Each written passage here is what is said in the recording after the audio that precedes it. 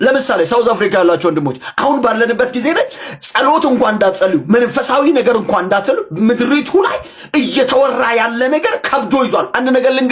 አንድ ነገር ልንገር ትናንትና ምንም ሳይኖር እግዚአብሔር አኑሮሃል።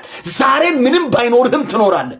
ነገር ግን ጠላትና በስጋ ለባሽ ክፉ የሚሰራው ስበር አፍርስ መፍረስ ያለበት እንደውም በምድሪቱ ላይ የሚሰራው መንፈስ ሳይሆን አንተና እኔ ውስጥ የሚሰራ ዘረኝነት ነው። አንተና እኔ ውስጥ የሚሰራ ደም አፍሳሹ መንፈስ ነው መመታት ያለበት። አንተና እኔ ውስጥ የሚሰራ መንፈሳዊው ነገር ቤተክርስቲያንን መንፈሳዊ ሽታ እንዲያጣ ያደረገ የዘረኝነት ካባ ነው መውለቅ ያለበት። እየሰማኸኝ ነው ወይ? ወንድምን የማስገደል መንፈስ ነው መመታት ያለበት። እሱ ነው ምህረት ማግኘት ያለበት። እኔ ሁሉ ጊዜ ሳውዝ አፍሪካ ነው ያለው ይባርካት እግዚአብሔር ምድሪቱን የብዙዎች መለወጥ ምክንያት ሆና የብዙዎቻችን መለወጥ ግን ወንድማችንን ባለፉት ዓመታት ተጭነው የሄዱ አስክሬኖች የምድሪቱ ሰው የገደለ ሰው ኢትዮጵያዊን የገደለ ነው። ኢትዮጵያዊን ያስገደለው ይሄን ምህረት መንፈሳዊው ነገር ይመለስ። ቤተክርስቲያን መንፈሳዊ ነገርሽ ይመለስ። ቤቴ የጸሎት ቤት ነው፣ የዘረኞች ቤት አይደለም። ቤቱ የአድመኞች ቤት አይደለም። ቤቱ የገንዘብ ማጠራቀሚያ ቤት አይደለም። ቤቱ ድር አይደለም። ቤቱ መንፈሳዊ ነው። እሱ ይመለስ። ምጮኸው ምቃተተው እሱን ነው። እሱ ሲመለስ እግዚአብሔር ነው የሚዋጋል። እግዚአብሔር በጠላቶች መካከል እንኳን ሰላም ያደርጋል። አለቀ ሲባል ያስቀጥላል። ምንም ባይኖር ነገ ይኖርሃል ወንድሜ። ምንም ሳይኖር ነው የኖረ። ዛሬም ባዶ እጅን ብትሆን እድሜና ጤና ይስጥ እንጂ ይኖርሃል። እሱ ትልቅ ነገር አይደለም።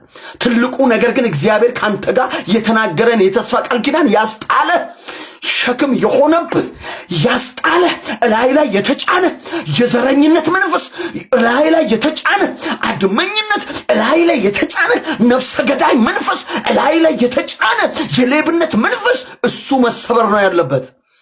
የብዙዎችን ቤት ያፈረሰ የተመታውን አሜን በለኝ አንተ። የብዙዎችን ቤት ያፈረሰ፣ የብዙዎችን ትዳር ያፈረሰ፣ የብዙዎችን ቤት የደበላለቀ፣ የብዙዎችን ትዳር ባዶ ያደረገ፣ የብዙዎችን ሰላም የከለከለ፣ በየቤቱ ውስጥ እየተሽለከለከ ያለ የግልሙትና መንፈስ፣ የዝሙት መንፈስ፣ ሰዎችን ከሰዎች ጋር የሚያበላላ መንፈስ ይሰበር። እሱ ይሰበር። ሌላው ቀላል ወንጌልን ያቀለለ የቤተ ክርስቲያንን መንፈሳዊ አቅሟን ይሸቀጠ የቤተ ክርስቲያንን መንፈሳዊ አቅም የበላ የዘረኝነት ጉልበት በመካከላችሁ መለያየትን ዘራው በኢየሱስም። ተበጣበጡ በኢየሱስም እርስ በርስ። የእግዚአብሔርን መንፈስ አግልላችሁ ተስማምታችኋል አይደለ? በኢየሱስም በመካከላችሁ ልዩነትን ዘራው ዛሬ። የእግዚአብሔርን መንፈስ ከቤተ ክርስቲያን አውጥታችሁ በዘረኝነት አንዱ ናችኋል አይደለ? በእናንተ መካከል ልዩነት ዘራው ዛሬ። ይሰማኛል አባቴ። ደግሞ ቤቱን የሌቦች መሸቀጫ አደረክ አይደለ? ይመጣልሃል እግዚአብሔር፣ ይመጣል የአባቴ መንፈስ። ለእግዚአብሔር ነገር የቀና ሰው ስታገኝ፣ ለእግዚአብሔር ነገር የተለየ ሰው ስታገኝ ቶሎ ብለህ ትገለዋለህ። ይሄን ዞር ማድረግ ነው አልክ አይደለ? ይመጣልሃል ራሱ የቤቱ ባለቤት። አንዳንዶቻችሁ የማገለግለው ጌታ ምስክሬ ነው፣ በልጆቻችሁ ትንቢት ይመጣል። አሁን አባዬ ተመለስ ያለበለዚያ እግዚአብሔር ብሎ ይናገራል በልጅ። ምን ትሆናለህ ያኔ?